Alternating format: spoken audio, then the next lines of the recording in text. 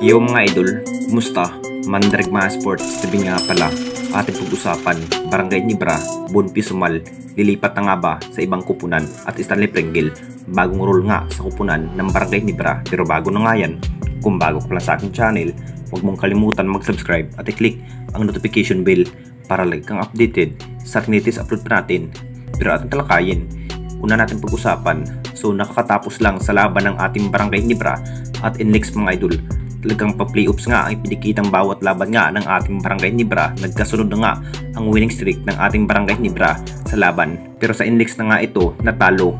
Napakahusay pa rin ang ipinaplano ni Coach Tim mga idol sa bawat player nga. Partikular kay Ralph ko mga idol ng bagong gunner ng Barangay Nibra. Si Ralph ko na ngayon ang bilang bagong gunner dahil siya na nga ang bilang ganap ng bagong gunner dahil walang Jeremiah Gray at isa pa nga yan na may Bonpi Sumal pero hindi pa rin mabibigyan na mahabang playing time ni Coach Tim mga idol. Alam naman nating lahat na may potential pa rin si Bonpi Sumal sa opensiba. Talagang playing time lang talaga ang kulang kung bakit hindi pa rin mabibigyan ni Coach Tim ng mataas na playing time ang nasabing player ng Barangay Nibra. Mahigit 1 year na nga si Bonpi Sumal sa kupunan ng Barangay Nibra matapos i-trade na nga ng SMB at nakuha nga sa kamay ng Barangay Nibra.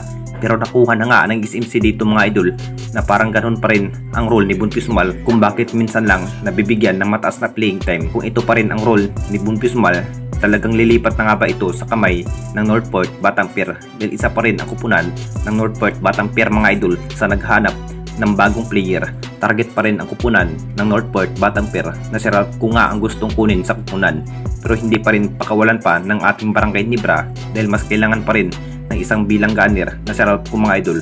Posibleng si Bonpi Sumal na nga ba ang gustong ibigay nga ng SMC dito mga idol para makuha nga sa Northport Batampier. Talagang i-trade na nga ito ng Barangay Nibra papuntang Northport Batampier. At dito na naman tayo sa isa pa nating balita. Stanley Pringle, bagong role nga sa kupunan ng Barangay Nibra.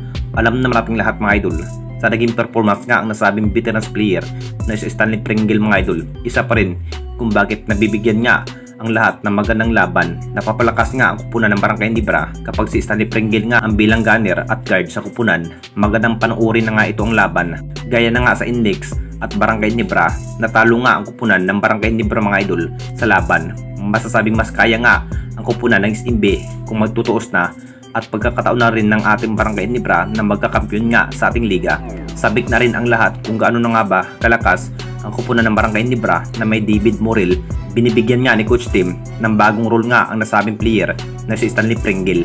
Si Stanley Pringle na nga ang bagong guard, permanent starting 5 sa bawat laban. Nakita naman nating lahat mga idol sa pinikitang laban nga ni Stanley Pringle. Talagang napapalakas nga talaga ang kupunan ng Barangay Nibra kapag siya na nga ang bilang guard